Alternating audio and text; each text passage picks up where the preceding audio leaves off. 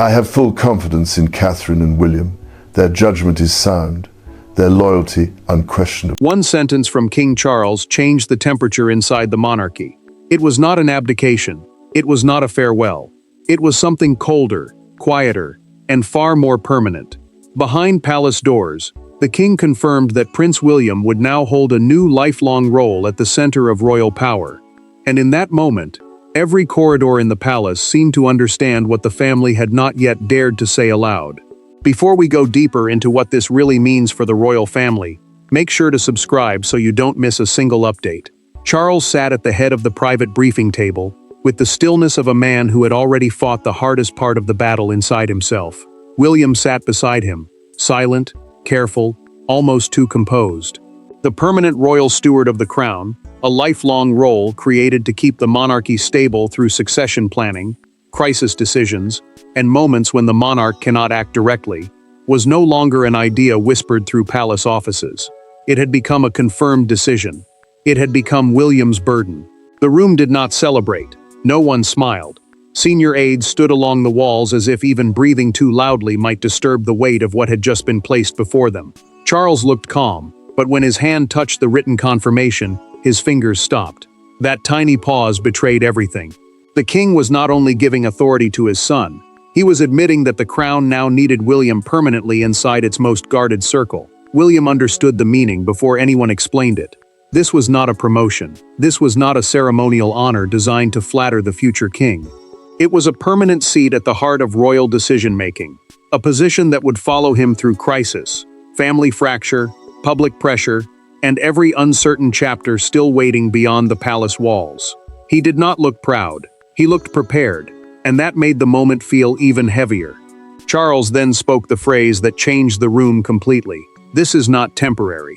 The words landed with quiet force. They meant the decision was not tied to a passing health concern, not designed as a short-term bridge, and not open to palace games.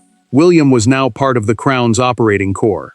He would help protect continuity, guide preparation, and stand close enough to power that no one could pretend the future was still far away. Camilla's absence made the silence sharper. The Queen was not seated beside Charles when the confirmation was made, and that detail carried its own warning. Those who understood palace life knew what it meant when a door closed before someone important entered. William's new authority would not erase her, but it could limit the influence that once moved quietly around the king. William rose after the briefing with no sign of triumph. Charles watched him leave, and for a second, the father looked more exposed than the monarch. Then an aide stepped forward and closed the folder before anyone else could see the final page.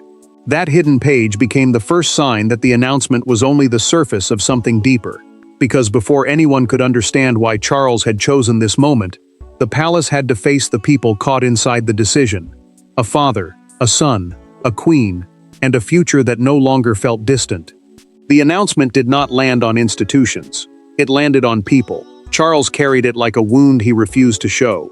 William received it like a command he had feared was coming. Camilla felt the silence around it before anyone spoke her name, and inside the family, the new permanent role was not merely about duty. It was about who would be trusted when the monarchy entered its most fragile hour.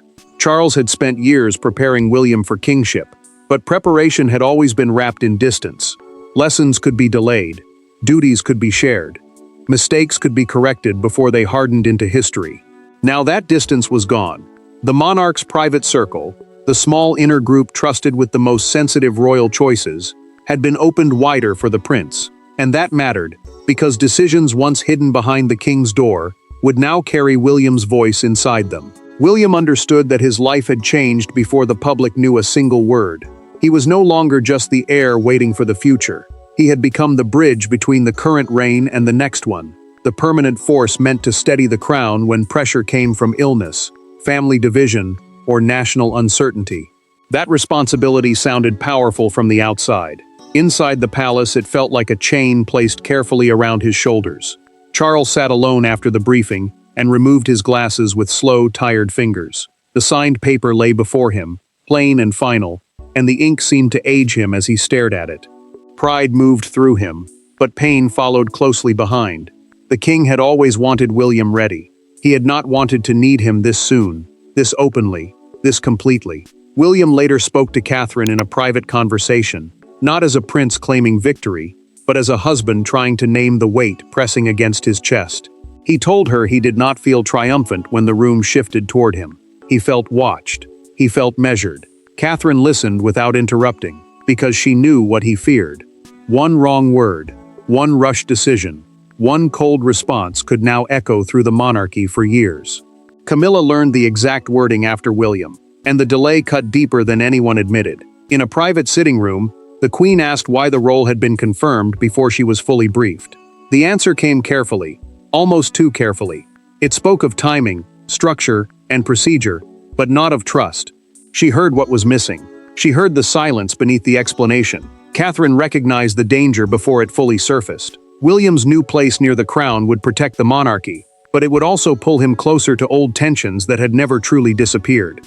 Camilla set her teacup down untouched when she heard the word permanent, and the small sound against the saucer became the first crack before the confrontation. Because the real reason this decision had to happen was not born in that room. It began weeks earlier, at a gathering no one wanted to discuss again. Every royal turning point has a moment that later becomes impossible to ignore. For this one, it was the Sandringham Continuity Dinner. What began as a private family evening became the point of no return. One conversation, one sharp interruption, one silence from Charles, and one controlled look from William changed everything. After that night, the palace stopped wondering whether William would be brought closer. It began asking when. Charles arrived at that dinner believing calm could still be protected. The Sandringham Continuity Dinner was a private family gathering, arranged to discuss future duties, long-term planning, and what would happen if the king ever needed to reduce his schedule. It mattered because this was not only about calendars or public appearances. It was about who would guide the crown if pressure came suddenly, and who would be trusted before the public ever saw a sign of weakness. William listened carefully while Charles spoke about continuity.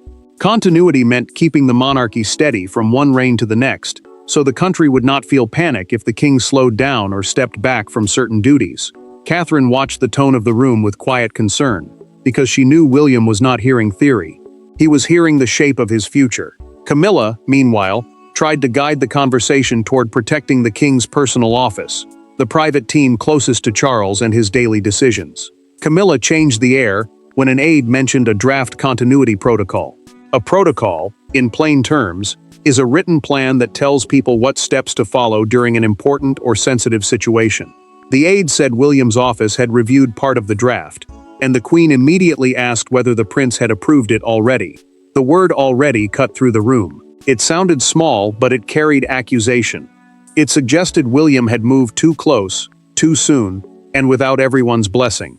William did not raise his voice. That made the moment more dangerous. He looked at Camilla with a controlled expression, and Catherine saw his jaw tighten before he answered. He said the crown could not wait for perfect comfort before preparing for hard days. The prince kept his words respectful, but no one mistook the meaning. Resistance had shown itself, and William had recognized it. Charles looked between Camilla and William like a man watching two truths collide.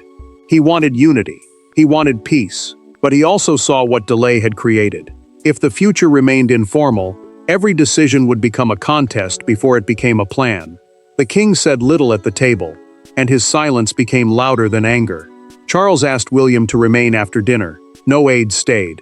No one softened the words. The king told his son, "This cannot remain informal." That sentence, later recorded in a private household account prepared for the continuity file, became the seed of the permanent role. Catherine later found William standing alone, not angry, not relieved, but deeply still. She understood then that the family had crossed into territory where politeness would no longer protect anyone, because by the time the official confirmation arrived, the confrontation had already been written in silence, and Camilla was about to force it into the open. The palace can survive whispers. It can survive headlines. But it struggles when private pain becomes direct confrontation. After Charles confirmed William's permanent role, the most dangerous conversation did not happen in a council chamber. It happened behind a closed door, with no cameras, no ceremony, and no escape. Camilla demanded answers. William stood his ground. Charles watched the two worlds of his life collide. Camilla entered the private palace room carrying a hurt she had not yet allowed herself to name.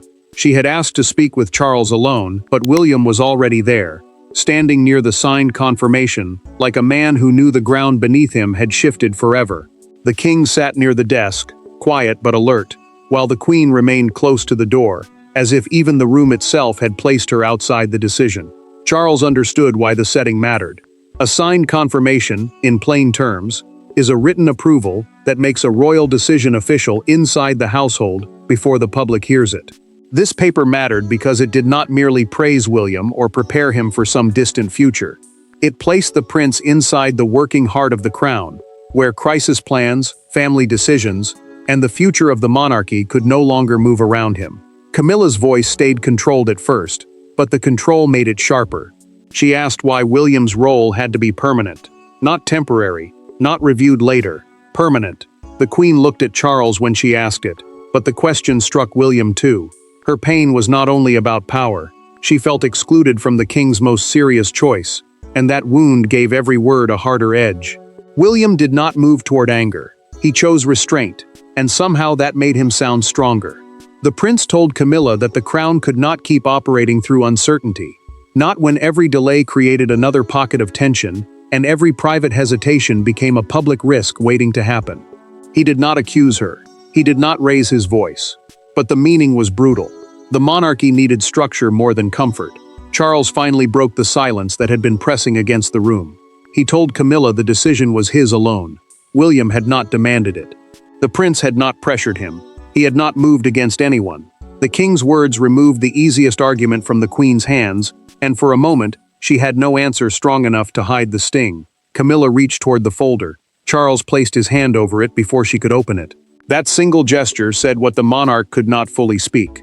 Some parts of this decision were no longer hers to inspect, soften, or redirect. William saw it. The queen saw it. And the silence after it was more punishing than any shouted sentence could have been. William left first, but Charles stopped him with one quiet command before the door closed. He told the prince to prepare for the second briefing. The role carried powers the family had not yet heard in full, and the confrontation had only exposed the emotion. The next room would reveal the machinery, the quiet power behind why Charles had made the decision irreversible. Royal power rarely announces itself with raised voices. It moves through signatures, protocols, private seals, and carefully chosen words. William's new role was not symbolic. It carried structure. It carried access. It carried authority designed to outlast moods, arguments, and palace resistance. And as Charles's advisors laid out the terms, one truth became impossible to soften. The future king had been moved inside the engine room. William sat through the second briefing with a stillness that unsettled the room. The permanent royal steward of the crown was more than a grand title. It meant a lifelong palace role giving him formal oversight of continuity planning, senior household coordination, emergency royal scheduling, and long-range constitutional preparation. In simple words, continuity planning is the monarchy's private plan for keeping royal duties steady when illness, crisis, or sudden pressure threatens the normal order. That mattered because the crown could not afford confusion if Charles ever needed decisions made quickly. Charles let the advisors speak, but his silence carried its own command. The king knew these terms would change more than William's calendar. They would change who heard sensitive news first, who entered the most guarded meetings, and who shaped the monarchy's response before the public ever sensed trouble. William could now sit inside decisions involving public crisis, succession pressure, family disputes, and royal duties that once moved almost entirely through the monarch's closest circle. A senior courtier watched William read the final terms and noticed that the prince did not smile once. That mattered. Anyone else might have mistaken the document for a victory. William understood it as a warning. Authority over the crown's future meant responsibility for its fear, its fracture, and its pain. Every emergency schedule could become a national signal. Every delayed appearance could start panic. Every family disagreement could become a threat to the monarchy's calm face. Charles looked older during this briefing than he had during the announcement. He let one advisor explain how emergency royal scheduling would work, meaning the private system used to rearrange duties quickly when the king cannot attend, or when the monarchy must respond at once. Then William asked one careful question about who would decide when silence became dangerous. The room paused. Charles looked up, and pride crossed his face before he could hide it. The hidden final page carried the sharpest truth. William's role could not be casually revoked by household pressure, private discomfort, or sudden palace resistance. It had been designed as a permanent stabilizing office, recognized across the palace structure. The prince read that section twice. Charles watched him do it. Neither man spoke, because both understood the same thing. Permanence was protection, but it was also a line drawn in stone. Camilla's office received the change with cold precision. Certain channels would now pass through William's continuity team, meaning the group assigned to support his new role and manage future-facing royal decisions. The Queen was not erased, but access, timing, and influence had shifted. When the briefing ended, one aide stayed behind to remove old planning folders from the table. The palace was not merely adding William. It was reorganizing around him. And once the structure was understood, the fallout began quickly, because every person near the crown suddenly had to decide whether they were adjusting to William's authority or resisting it. The first consequences did not appear in public. They appeared in small palace movements: a changed meeting list, a delayed phone call, a locked cabinet, a secretary lowering their voice. William's new role began changing the rhythm of power before any official statement could explain it. And for those who had relied on old access, the new reality felt less like reform and more like a door closing. Palace staff felt the change before the country heard the words. Revised internal instructions moved quietly through the household, and every line carried the same message. Any continuity matter involving Charles now had to include William's office as a permanent participant. A continuity matter, in simple terms, means any serious palace issue connected to keeping royal duties stable during illness, crisis, travel changes, or family pressure. That mattered because these were not casual updates. These were the decisions that kept the monarchy looking steady when private life threatened to shake it. William became present even when he was not in the room. His office appeared on meeting lists that once moved through narrower channels. His team was added to crisis briefings, family coordination notes, emergency schedules, and sensitive planning papers. Charles remained the king, but the old rhythm around him had changed. The palace no longer treated the prince as a future solution. It treated him as part of the current system. Camilla saw the shift in one sheet of paper. One of her usual briefing notes arrived with William's office copied into the circulation, and the Queen read the header twice before folding the page with visible frustration. She did not need anyone to explain the meaning. The paper told her enough. Access had changed. Timing had changed. Influence had changed. The Queen consort was still close to Charles, but closeness was no longer the same as control. William felt the pressure the moment he reached the next meeting room. He paused outside the door, adjusted his cuff, and took one slow breath before entering. The prince knew every face inside would measure him differently now. Some would look for confidence. Some would look for arrogance. Some would search for weakness. He had been given authority, but he had also been placed under a brighter and harsher light. A senior aide later admitted in a private staff account that some household figures had expected the role to remain temporary. The permanent wording changed everything overnight. Loyalty became quieter. Conversations became shorter.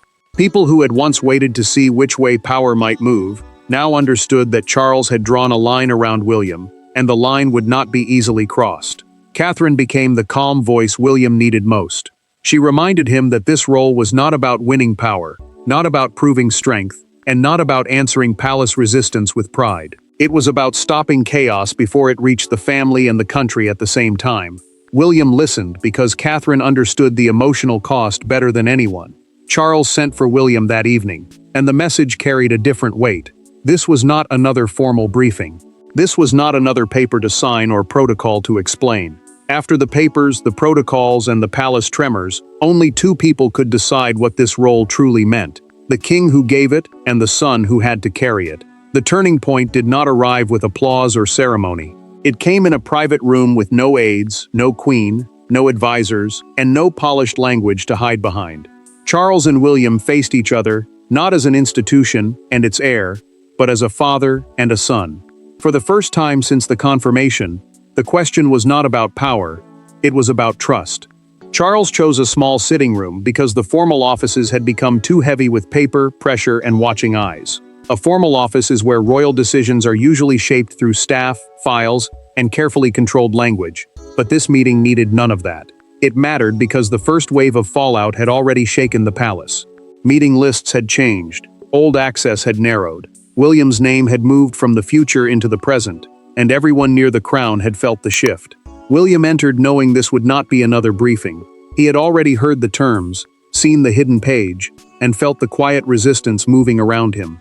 The prince stood for a moment before sitting, careful not to seem eager, careful not to seem wounded. Charles noticed that restraint, and the king looked at him with the tired sadness of a father who understood that duty had reached his son before peace could. Charles spoke first, and his voice carried none of the hard polish he used before advisors.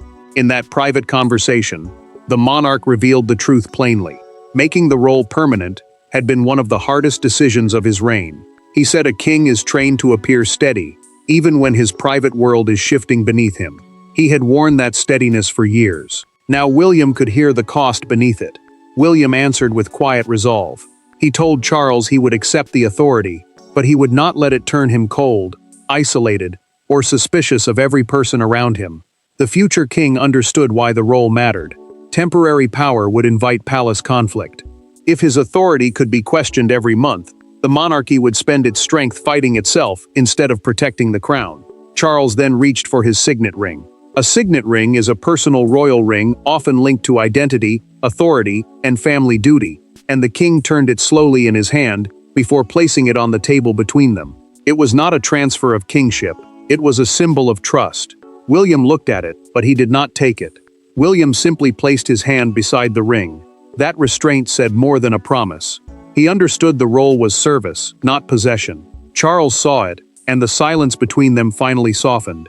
Once father and son found their private understanding, the palace could no longer contain the story, and the world outside the gates prepared to judge what had happened. By morning, the private decision belonged to the world.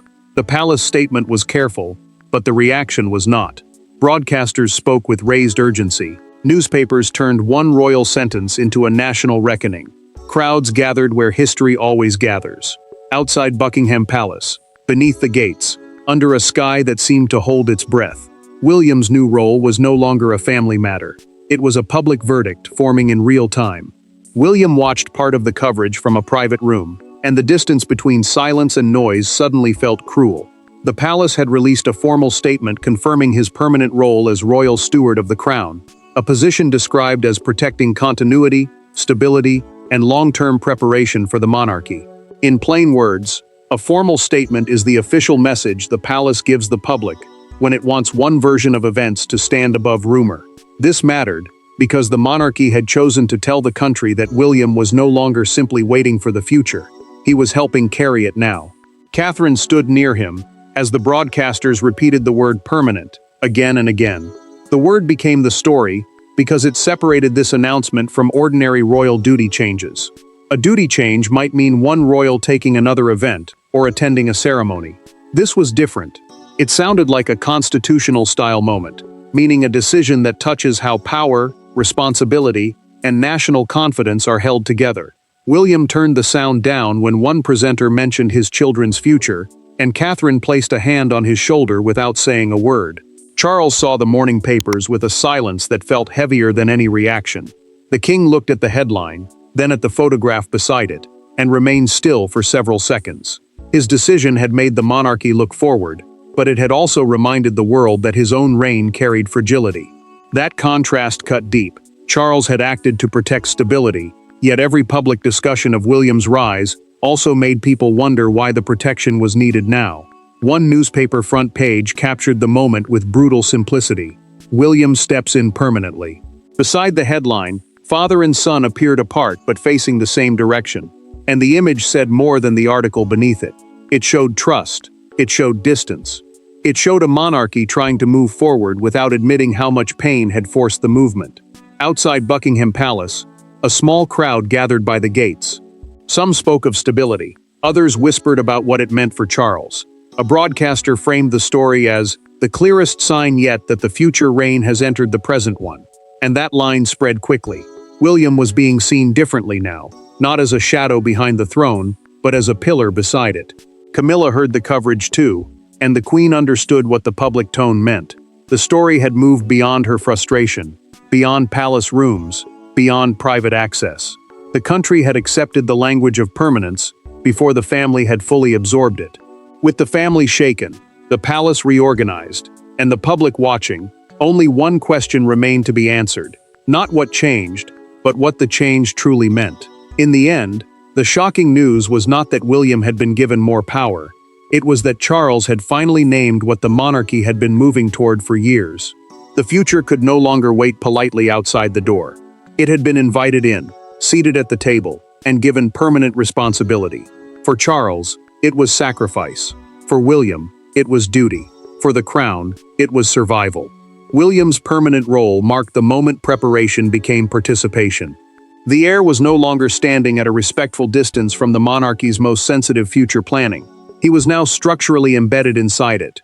Future planning, in simple terms, means the private decisions that prepare the royal family for illness, public crisis, succession pressure, and sudden change before the country feels the shock. That mattered because the crown had finally chosen clarity over hesitation. Charles remained king, but the emotional shape of his reign had changed. His authority still stood at the center, yet William now stood beside the machinery that protected it. The monarch understood the cost of that choice. He looked once more at the signed confirmation, then closed the folder himself. No dramatic speech followed, no anger, no grand display, just a quiet acceptance that leadership sometimes means making room before the world forces the door open. William returned home carrying no sense of victory. He paused before entering the family room, as if one breath could separate the prince he had been from the man the monarchy now required him to become. The future king gathered himself, not for applause, not for praise, but for the weight of generations waiting behind every decision. Authority had arrived, but peace had not come with it. Camilla's influence was not erased, but it was clearly redefined. The queen consort still remained close to Charles, still part of his private world, but the permanent role created boundaries around the king's future decisions. William had become the unavoidable figure in every serious question of continuity, and that truth could no longer be softened by silence, tradition, or old palace habits. The monarchy's message became unmistakable. Stability would not depend on private moods. It would not depend on palace factions, delayed choices, or whispered resistance. It would depend on a clear line of responsibility, and William now stood at the center of that line. Charles had trusted his son enough to share the burden before the throne changed hands. William had accepted duty without triumph, and the crown had chosen continuity over comfort, discipline over denial, and the future over fear. There is no unresolved ending here. The crown did not collapse under the shock. It steadied itself, and William became the permanent pillar Charles believed the monarchy could no longer wait to reveal. Thanks for watching. Please don't forget to like and subscribe, and we will see you in next one.